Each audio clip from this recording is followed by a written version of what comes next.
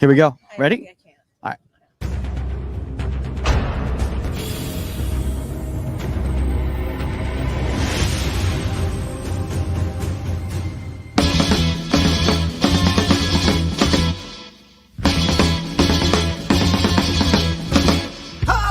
Welcome to Inside the 18, live from United Soccer Coaches Convention in beautiful Kansas City, Missouri. I'm Michael Magid. With me, 99 World Cup winner Saskia Weber, who's being mentioned quite a bit at this convention. You're becoming the belle of the ball, it seems like, a little bit, I Saskia. don't really think that's it. I think I came out of, everybody thought I was dead. So it's like, oh my God, you're still alive. So The one and only, as you can tell basically by his jacket that right here, he wants everyone to know that he's pro GK Academy, Omar Zini. And joining us, guys, you know her, you love her, the Keeper Institute's one and only CEO and founder, Jill Loyden. Jill, thanks for making the time, considering you've got a lot going on right here. Talk about the belle of the ball. Okay, no, I know. this has been fun, like learning from so many different coaches, catching up with people.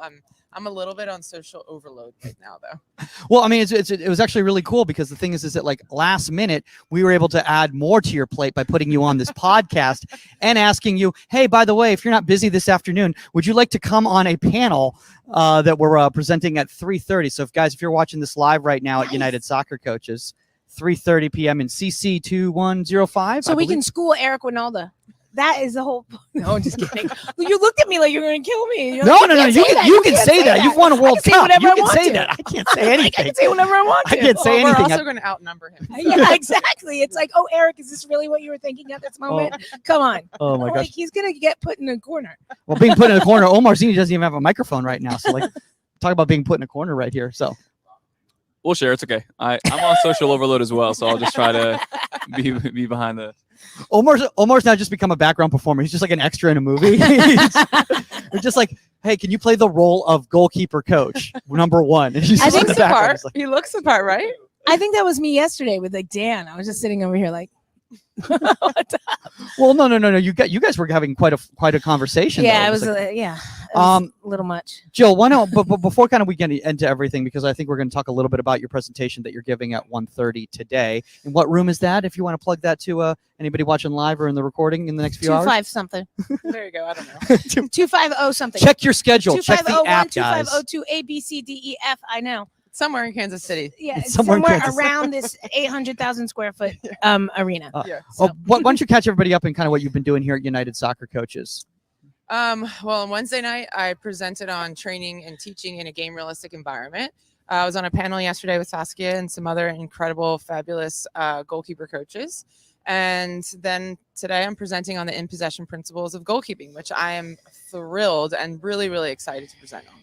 I mean, I think one of the really cool things about that is that you've been putting a lot of time and effort into this whole entire project. So, but before we kind of get into it, like, how do you kind of, what's your process into like putting a presentation together for some young coaches out there? You're so pretty. Have a microphone. Go ahead. Really, this presentation started from a need, and it started when COVID hit, honestly. Most of your listeners and viewers know that I'm really fortunate enough to work with Kaylin Sheridan, who's one of the best in the world, and Absolutely. reviewing one of her seasons in COVID, because that's really all we had contact for was review.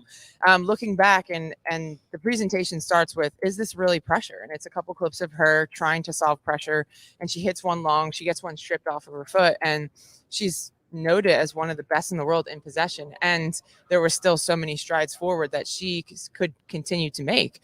And so as goalkeeper coaches, I think we try to instill a lot of principles in our goalkeepers, like if the ball's here, maybe position here, or if the ball's here, set here, kind of thing.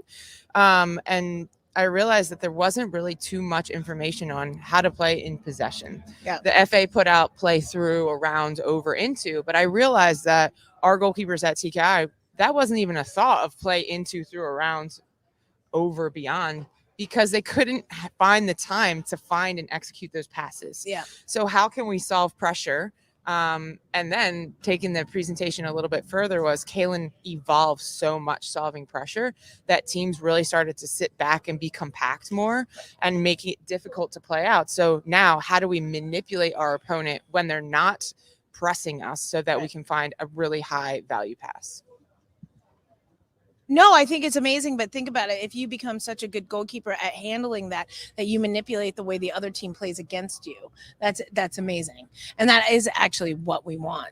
And it's not trained enough how to play out under pressure, how to make those decisions, because they're really quick decisions. And I think for me, it's being ahead of the game.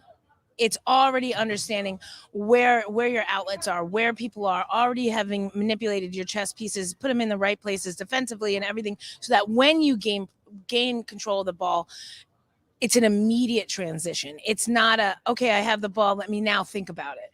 That's too much time already. Well, thinking is slow anyway. Exactly. You don't want to think. Exactly. You want to rely on your instincts, and the way that you train your instincts is at training, painting those pictures. Yeah. And that's why being in a game realistic environment is so important, because you need to see those triggers and those cues so that you don't have to think. Yeah. Think It's about second nature. Think about this: the best saves of your life. Yeah. What were you thinking about those times? I wasn't thinking about Nothing. To be nothing. And honestly, sometimes I think about some of the best saves of my life, which ended up in a good transition. Because I was already knew where certain people were. I knew where Mia was. I knew where Lily was. I knew where people were. So I was like, I was all over this save, all over this through ball, all over everything. But where am I going from there? Yeah. Right. And that transition was immediate. Yeah. And that has to be trained. Yeah. I think. Oh, go ahead. I think that's like the big one too. Of even just speaking with Phil Loyden, like I showed him one of my clips like a few years back, and he said, "Okay, well, after the goalkeeper catches the ball, is the play over?" And I was like, "Well, no." And he's like, "Okay, well, they need to layer in distribution afterwards, because that's how the game works." It's part of the save. It is, and I think that's where us as coaches as well, whether it's in our session design or for us like scouting reports and games, of like, okay, can you notice they're pressing with 2, they're sitting on the 6, what openings do we have now? So then I've been on that where I'm like educating myself. I'm asking the goalkeepers, but I need to educate myself a little bit more of what is the picture you're seeing in front of you. And then obviously in the back of your mind, we've already trained all the pictures that you're seeing. And now you in like your arsenal now, like quarterbacks, you kind of go through every single read based on what the pressure is in front of you, what the coverage is. Right. And I think that's the next level for these goalkeepers, is to like marry on the field technical and tactical, but also to the tactical side of what you see in video, and then put those together so you can see it right away. And then now it's easy for you to have already answers to solutions to things that could be presented in the near future. Well, because you're right, because the thinking, it's already too long. It's already too long. If I were to ask you guys, and I'm presenting and showing a bunch of professional clips, and we're also going to show you some examples of how we train it at TKI. But if I were to ask you, your youth goalkeepers that you work with, because that's who I'm here to talk to. Right, I'm here of to talk to mostly youth goalkeeper coaches, right? If I asked you or them, what do you think your goalkeeper does the most off the ball? What are they thinking about? What do you think they would say? Probably, So when the ball's in the attacking third, what are you doing? depends on their age. Probably what Hands mom, on. They're doing this. Mom No, brought for seriously. lunch, Right. or they're doing this stance, Right. or the girls have the hand on the hip, Right. and Because they so don't know that they're supposed to be scanning the entire game. and they're still supposed to be organizing. 99% of the game you should be scanning, whether you're scanning for pressure space and options in possession, Yes. or whether you're scanning for where's the opponent and where can they potentially be the greatest threat to me. Right. Where's the breakdown? Where are the holes in this right now? Mhm. How do I keep it in the attacking third? Right. And it really all comes back to scanning, which once we educated our students on what that is, now they're actually looking more, and not just seeing, but like looking and seeing the options and of where can I play the ball? Where is my teammate? What is the opponent pressing in? A 2 front, a 3 front. Right. Absolutely. And then that helps inform their decisions on where the spaces are going to be in the game. I mean, I think, one of the things, Jill, that you're bringing up right there that I'm just thinking about is just as I evolved as a goalkeeper coach, I started recognizing the fact that just like when I just teach basic positioning in regards to movement off the ball, how much better my goalkeepers became, because they didn't have to get forced into those final actions, which we're trying to prevent. I think that's one of the main problems out there, is like we're helping kids be able to succeed by being able to make saves, but we want them to not have to make saves if possible. Yeah. One way that we kind of help with that is we show different pictures of where the ball is, and now what's your job when the ball's here and your team has it? What's the ball your job when the ball's in the middle third and the opponent has it? What are your 3 jobs? Protect the space in behind the back line, be high to support, and communicate to mitigate any attacking opportunities, right? Yep. And I think that once they're exposed to that knowledge, they can do it. kids want to do what their coaches are asking them to do. Absolutely. But it's our job to make it very clear to them and help them understand the game a little bit more. Yeah, I think it's key to say once they're exposed to that knowledge, because, you know, if you don't give the kids that knowledge, they are standing back there like looking at planes crossing overhead and whatever. I was that kid. I was too. I know. I was that too. I swear to God, I can tell you any tail, like what a plane's name is by their tail colors, because I'd be so bored. I'd be looking at it's like, that's KLM, that's Qantas, that's American Airlines. Like, I swear to God, this is not a joke. That's serious. But give me the tools to be focusing on what I'm supposed to be focusing on. And now, obviously, that is where the breakdowns can happen, what we're doing on offense. And that means I think a lot of keepers fall into, oh, my coach wants me to communicate. Don't tell your forward to shoot.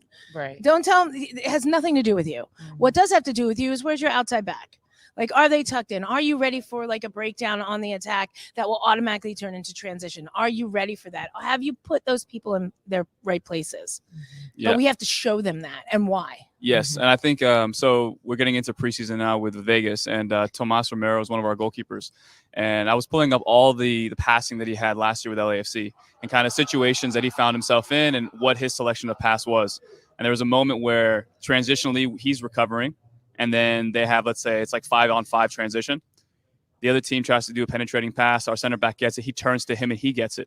So now, like Carlos and all those guys are on that side. They're recovering. So when he receives the ball, is his best chance or best option to try and play short or to go big?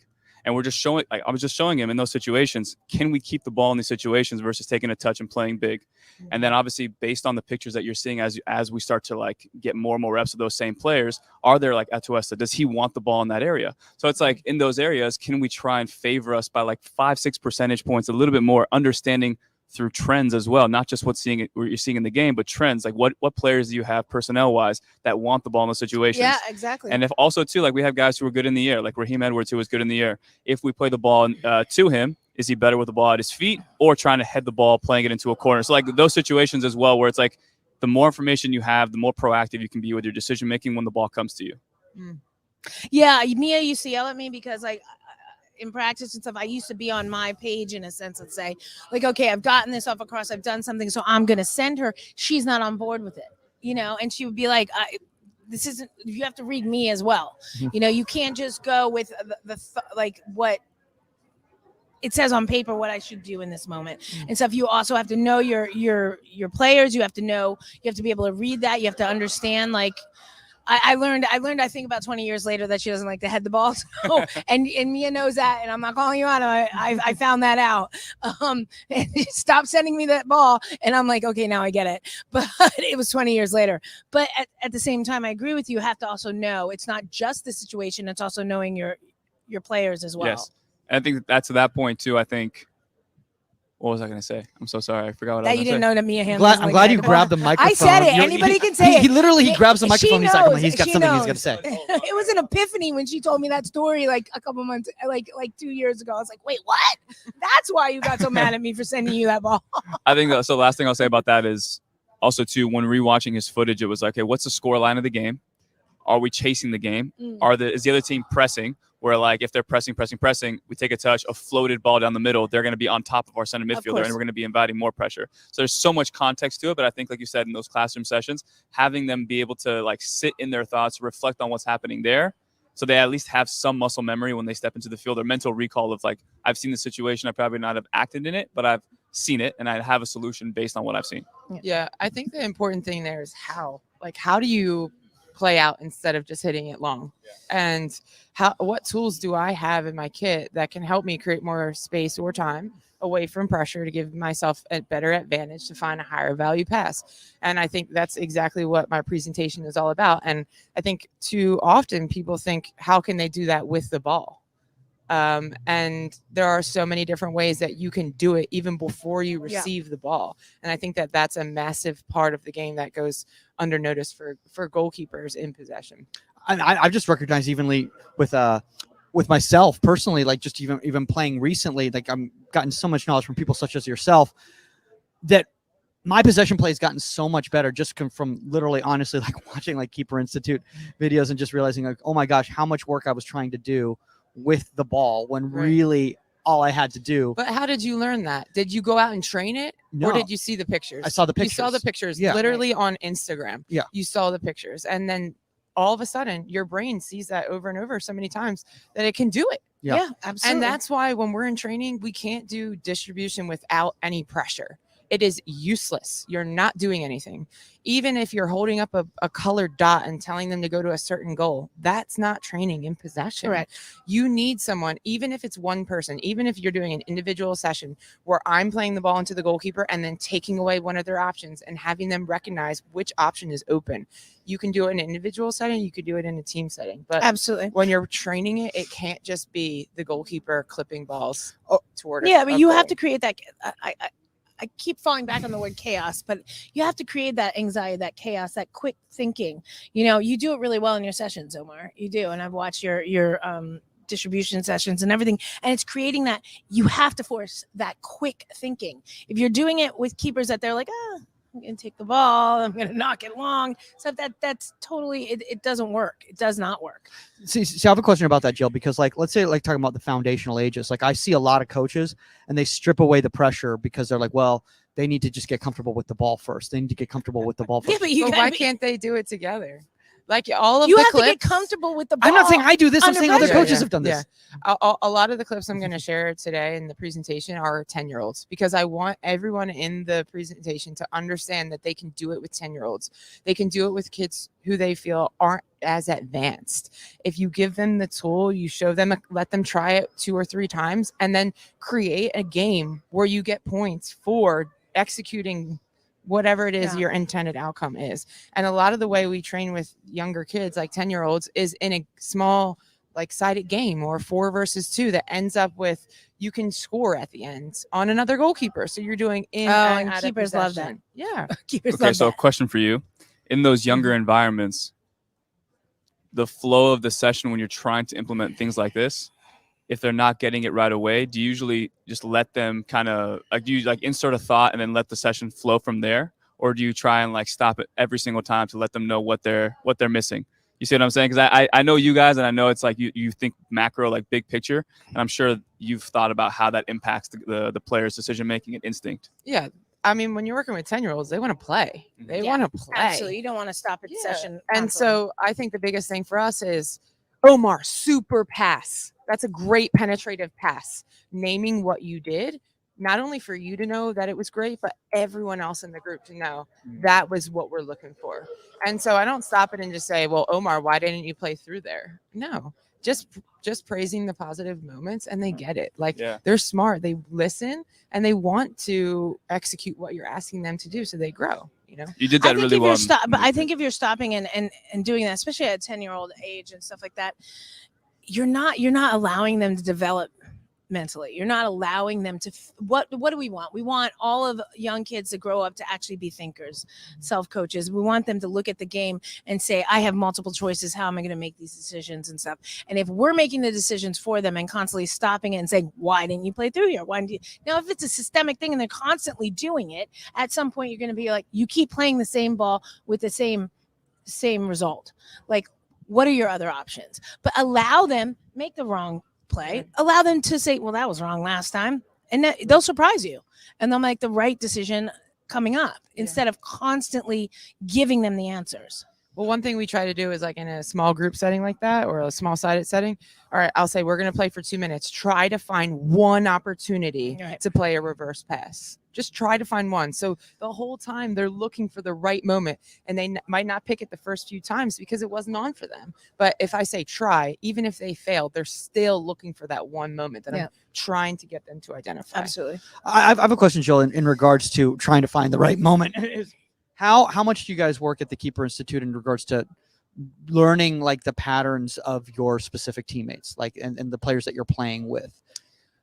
For me, like that's not really that important, especially at the more like foundational stages, because even with our older players, like we're trying to provide the most broad experience ever. Like here are 15 different ways to solve pressure because you might need them in your team's game model. Absolutely. And whether it's playing high off your line or being a little bit more of a reactive goalkeeper, we want to provide a broad experience where everyone can figure out I'm good at this. I need to improve here. I can solve this problem with all these different tools, but these few feel really good to me.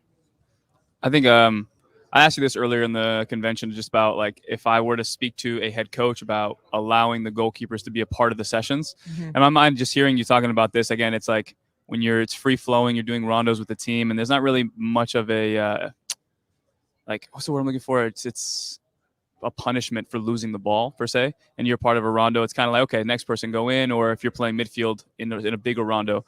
So I'm just asking, maybe some coaches out there, even myself, like, do you recommend maybe like once a week or like a decent chunk for a session to allow a player to be involved in a team session without the goalkeeping mentality?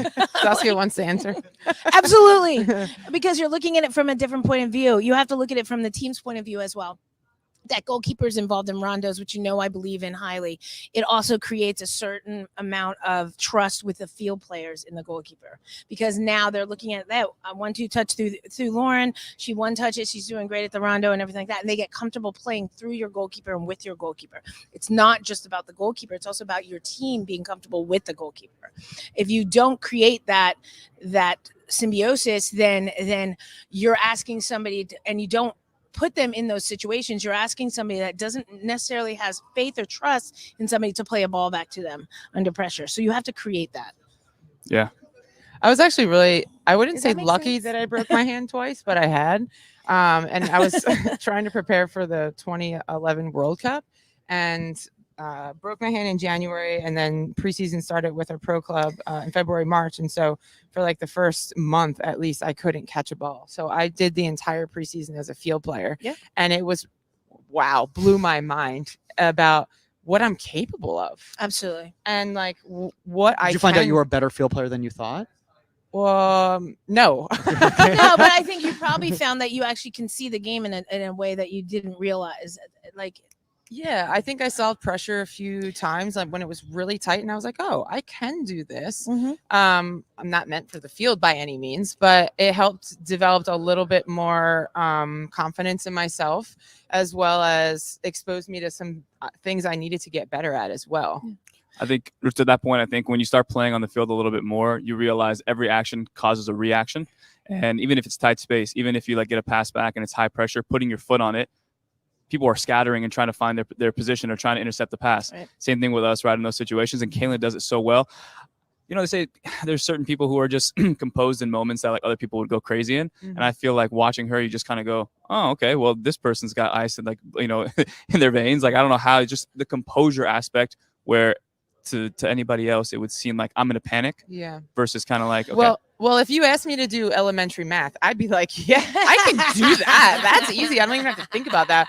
Put me in a calc class, and now I'm not as comfortable, right? And the reason why Kaylin looks like she has ice in her veins is because she's done it her entire life. Yeah. She feels comfortable. She knows where pressure and space and options are at all times because her head is continually scanning because she's done it over and over and over. You can't expect a goalkeeper to react like that without them training it. You can't say, okay, we do goalkeeping under pressure, distribution, stuff like that. But then like under high pressure, that it's imperative to put them into those situations. It's imperative to do rondos. It is. And it's quicker thinking than a lot of us can do in goalkeeper training. That's honest. You know, it's quick pressure, really tight. Basically literally inside the 6 if we put it into a goalkeeping perspective. But to have the confidence to make those decisions, and then in the bigger picture when you're in goal and you have more time to make those decisions, you have ice in your veins. Yeah. And I think it stems with the goalkeeper coach. Yeah. 100%, or even the head coach of, I want you to be brave today. I want you to be brave in training. If you make a mistake, it's okay. I want you to be brave in this game. If we give up a goal, it's okay. You're going to get better and you're going to learn. And eventually you're going to be happy that you made those mistakes. But I think sometimes we don't have the patience. Yes. Okay. So I don't know. I'm sure Steve wouldn't be mad, but he and I had not an argument, but a rift during training. Our goalkeeper at the time, Alex, was trying to, you know, he did in your session, kind of like show your hips this way, but then try and hit a penetrating pass. And it was a small sided game. He tried to hit a penetrating pass.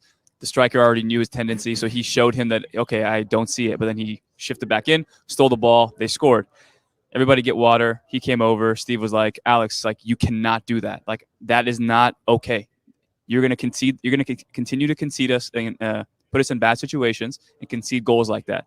And then he was like, Omar, do you agree? And I was like, Steve, I don't agree. And he was like, oh, like he was, Steve's if you don't know, Steve's like a nice guy. Then he was like, oh, you don't agree. And he looked at me kind of like, okay. And I said, look, I think in those situations, we're working on those penetrating passes. And in games, he's found our 6 who is eager to receive the ball. And he loves our 6 left to turn in pressure. So Frank loves to do it in games. So why wouldn't I want him? He's like, but we're conceding goals because of it. He has to execute at a high clip if he's going to try that. So then afterwards, again, we don't have that goalkeeper-coach relationship yet. But these moments really help you develop that. So he pulls me aside and he goes, hey, look, I didn't want to be, rude in front of Alex there, but look, you and I need to be on the same page. I need to come down hard on him. That's my job, to get results. But for you, keep praising that intent. I don't mind it. But again, let him know if it's not done at a high standard, he will be on the bench. So it's just like that relationship of like, hey, I had to be brutal in front of him there. Yeah. But again, I like that you're trying that. Is that what your player needed at that moment? From me or from Steve? No, is that what the player needed? Yeah, I think that's the bigger question. Always there may have been more context. I think maybe he had tried it earlier. They didn't score because of it, but he had tried it earlier, so it was twice. So but I think what Joel's asking is, does your player react to that? Like, is that making?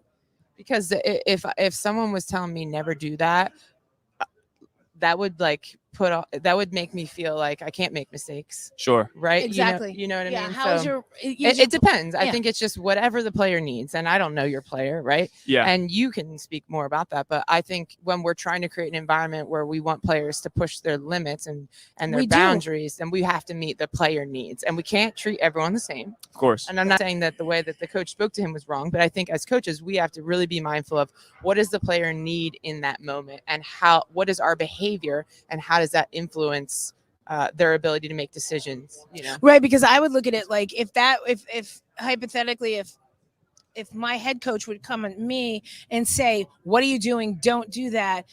My goalkeeper coach would be like, no, keep extending your range, keep trying that. Now I have conflicting information. And the coach and the goalkeeper coach are like, no, I have to be hard on him. He doesn't know that. And you have to be like the good cop on him. I think that's conflicting. Like, first of all, say, hey, I think, yes, I get. For the head coach, I would disagree with this. I'm on your page. I'd be like 100%. Like, look, I get that he's forcing something he shouldn't, but we're also trying to extend his range and see what he actually can do. So he's making a mistake. That's fine, but don't say he can never do it. No. Again, I don't want to speak for that. It's just from my recollection, I didn't say never, but he was saying. I think I just want to make sure. Yeah. But again, I think that was a good in terms of asking is that what Alex needed. I think for me, he understood that I have his back and I'm going to make sure that I stand by him and we're going to try and make those things. And I think Steve understood that as well when we kind of had some room to breathe. Again, we lost a lot of games last year. So I think the context for him was like, we can't keep conceding goals on these dumb passes. We had like 2 or 3 passes in like 90th minute where it was a square ball by our center back, literally shot in goal. So I think that's what led into it. But I think you're right, though. I think that's exactly what it is. But I think it's so hard to get caught up. You get caught up in the micro day-to-day and the things that you say. And I think what you guys do really well is like macro big picture of how is this going to sit with that person? How is it going to sit with them and their confidence? And it's easy for us too, Omar. We don't have jobs on the line if we win or lose. No, in all fairness, like there is no pressure. There's no pressure on us. We're just about player development. Yeah, exactly. And we encourage our goalkeepers to go and try stuff in games, but like and then the coach is sitting there looking at you like right. We said don't try. What? Just.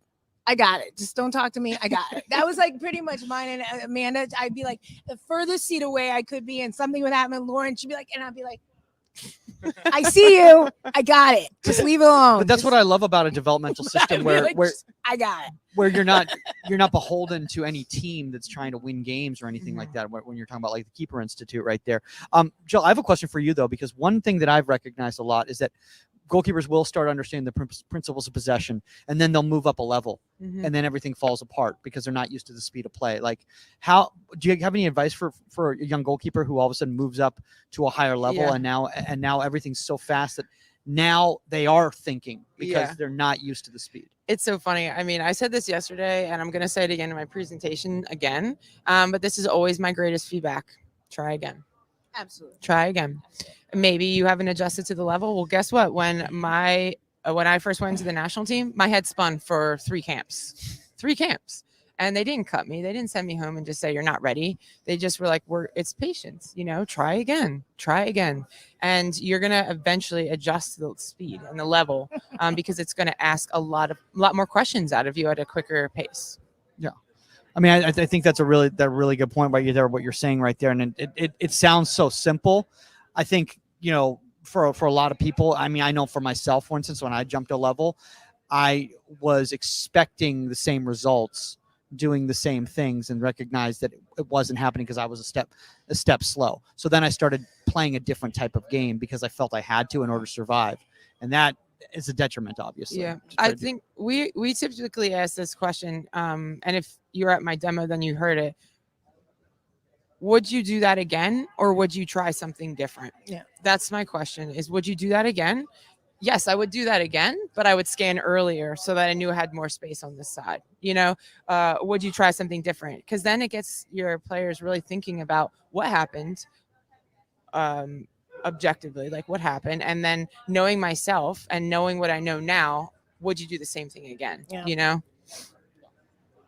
Oh, I think, yeah. I'm sorry. I thought you were gonna say No, something. I have nothing. No, it's part of the education of those goalkeepers, asking some of those questions and you instilling in them that how can they solve this in the run of play and in a timely manner on their own. Am I coming out wrong? Like if you're moving up a level and now the speed of play, the speed of the through ball, the people catching up to the through ball is a lot faster. So now my positioning has to change. Now my kind of anticipation of when to come, when not to come is totally changed. My distance off for a shot from the top of the 18 has totally changed because of the different strength on the ball, the pace of the ball, the dipping of the ball. So you don't want to answer all those questions. It is do it again, try again, figure it out. Like you do learn by failure. Mm-hmm. You do. With assisted though. With assisted failure. People, agreed. Yeah, people always say the game is the best teacher. Yes, with supportive help. With help, right? Yeah. It comes because sometimes people aren't getting it and you have to be like, okay, let's stop. Right. For a second. Like a good example, and I can say this, but Lauren was going too far near post on crosses over and over and over again with UCLA. And I was looking at it and trying it, and I'd break down the video. And then it was like, I'd ask her the questions, and she couldn't solve it. And then the assisted help had to come in. Then it was like I had to curtail training sessions to show it to her and to kind of retrain her to understand her positioning was wrong across the board on these situations. And so it's kind of, it's a give and take. Yeah. Just real quick, I think, go ahead. Actually, you're going to say something. No, I think another big one too in this, I guess, discussion is risk versus reward. And I think a lot of times, even as a player myself, I thought a completed pass was a victory, when in reality, the risk was not worth the reward. You're trying to chip a ball into somebody down the midfield. We're getting pressed, and then that ball puts even more pressure on us if we don't win it. See what I'm saying? So, like, even if it's a completed pass, that person has 3-4 guys on them, and now all of a sudden, if the other team's like style of play is press, are we playing into their style, or are we trying to keep the ball? Right. So I think that's where just like the nuance, like the fluidity of that kind of concept. Yeah, I'm really big on this. Is like risk is relative, and I don't think people really understand that. How you might be able to accomplish something and it's not really that risky for you, but I'm not as good. And so, it's risky for me. And so when the coach says to you, don't do that again, it was too risky. My response is, for who? Not me, Yeah. Like Kaylin's gotten that feedback before. That was too risky. I'm like, that's not risky for you. I've seen you do that a million times. But again, I could put maybe Kaylin in the same class as Ederson in the sense of they command and demand so much respect that, okay, you want to give me the short? Perfect. I'll take it. You want to give me the long? Shit, I'll take that too. Right. So I think that is where you have somebody who's playing at a clip that's much higher. Like you said, for some people, It may be a little bit different. But I think she commands so much respect of like, we'll show you that pass, we'll bait it. And she's like, you realize I can hit that ball and I make sure the person receiving it can also hit a great ball as well. Well, that's the other end of that. So then it's not risk. So if she knows that person on the end of that can hit a great ball and you're giving a good services, where you were saying, I've dumped the ball, so I wasn't at risk. I gave my pass, but where was the reward? Because in the end of the game, they're pressing and you gave a shit pass to somebody that they can't control and 3 people are on top of them. So it's got to be 3 steps ahead. Exactly. Yeah. And that's knowing your KYP, know your personnel, Yeah. know who you're playing the ball to. And I think last thing I'll say, I had a guy on my team who, when I played, was very good in the air, terrible with his feet. But he would always be in that half space between the left center or the left back and then the left mid. We played some teams who would go forward, so he would always be in that pocket. So when I got a pass back, I always knew he's not a guy who wants the ball to his feet. But if I put it in the air, he'll flick it down the line, and now we're in that channel. Right. So again, it's just knowing your personnel and obviously just knowing what the players want. Like some people don't want the ball at their feet. Yeah. Some people don't want the ball at their head.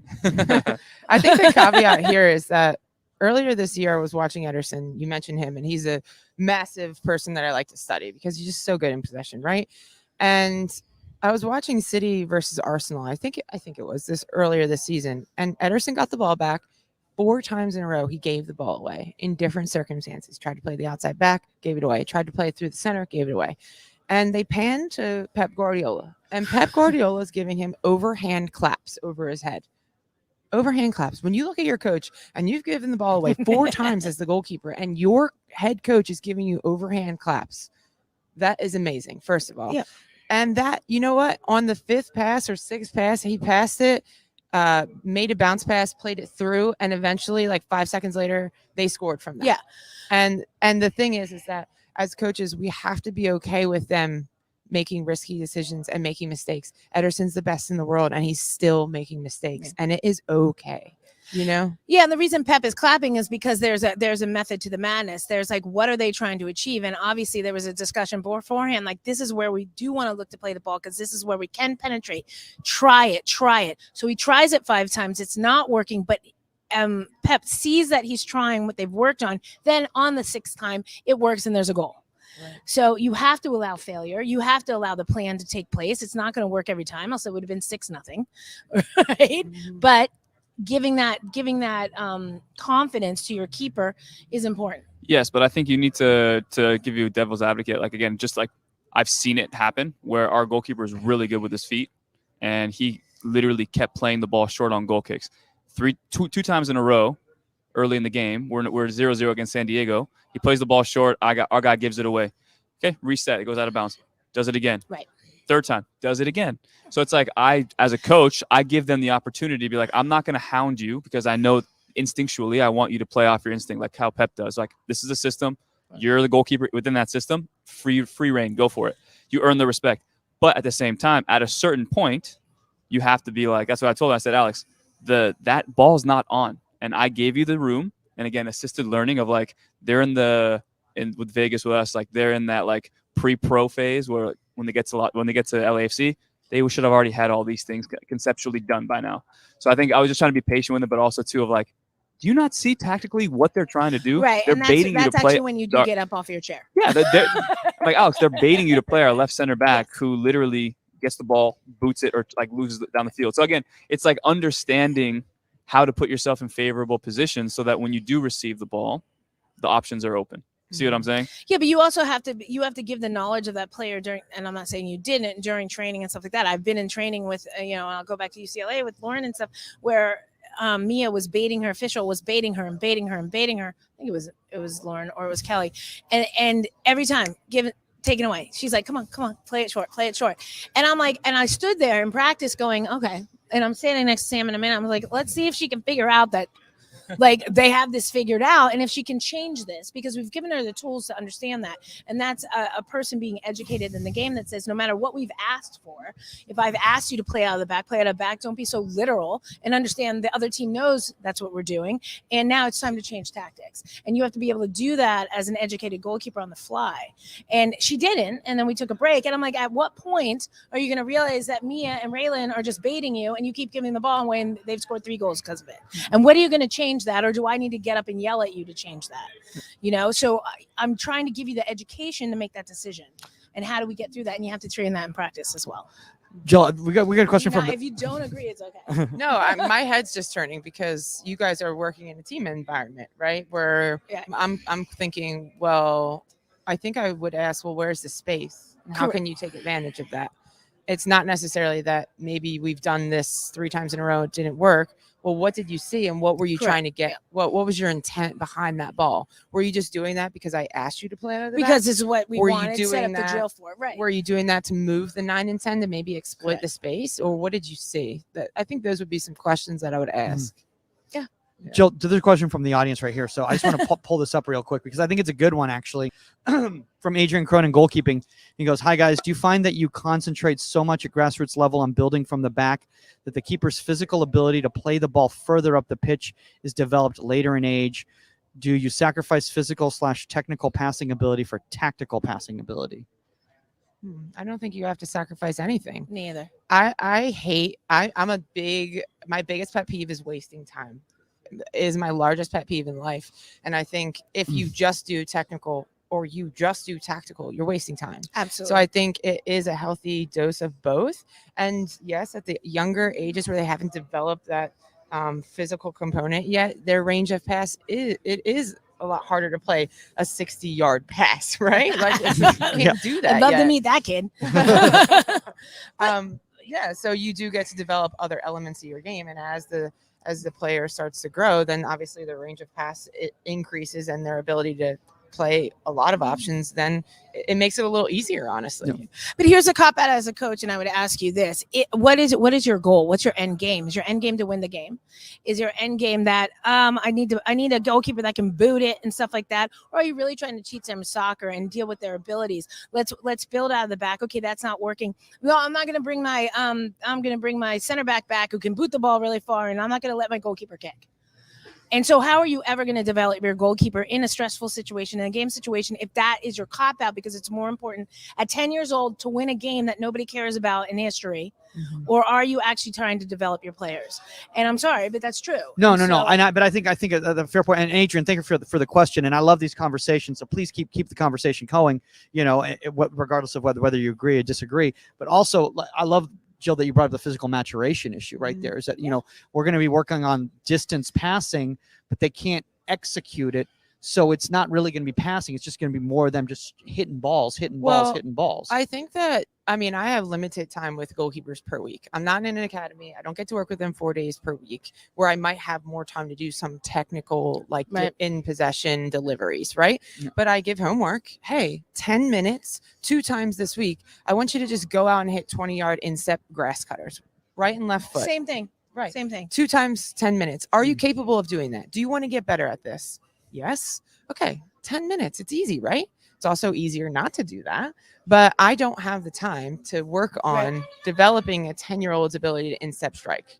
But we do it. We can work on scanning. Yeah. We can work on Absolutely. taking a touch into space to avoid pressure, right? And I've had parents come back to me, whether it's distribution, throwing, whatever it is, and I've given them their homework, and it's not a lot, and come back to me, and they're like, "Well, she's still not doing this well." And I'll turn to them like, "How much of the homework? 10. How much of the homework have you done? Did you go and throw against the wall like I told you in proper style twice this week or once this week? Did you go out with your dad in the park and really work on like knocking some long balls and stuff? No. Okay. So I have you for 1 hour once a week.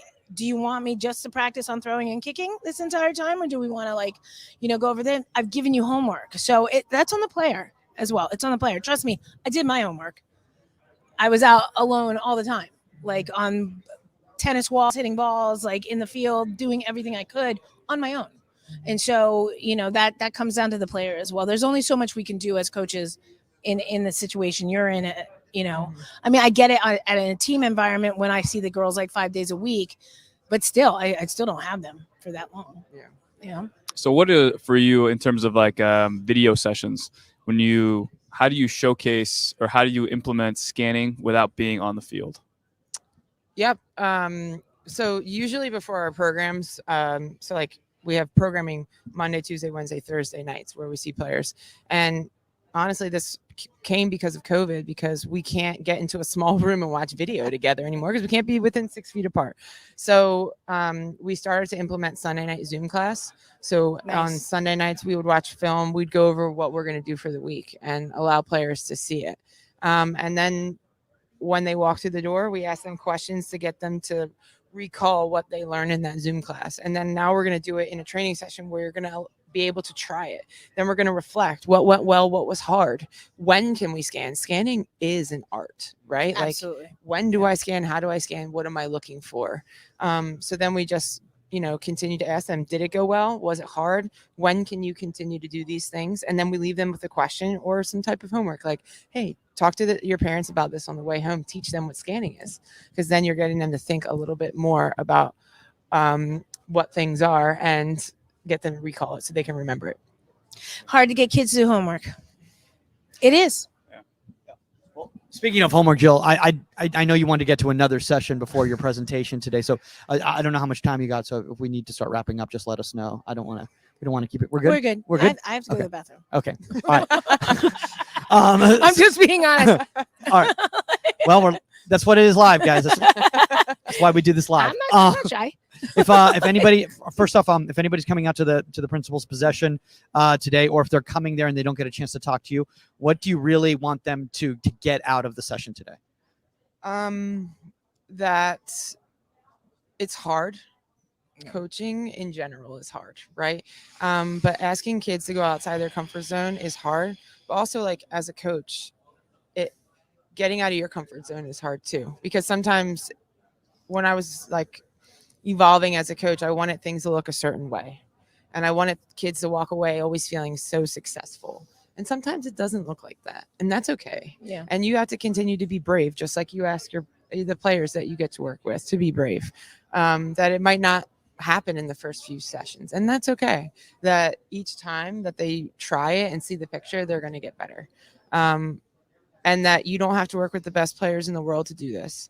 That's my biggest takeaway. Is it's for 10-year-olds who are just learning, and it's for professionals who are continue to push their game.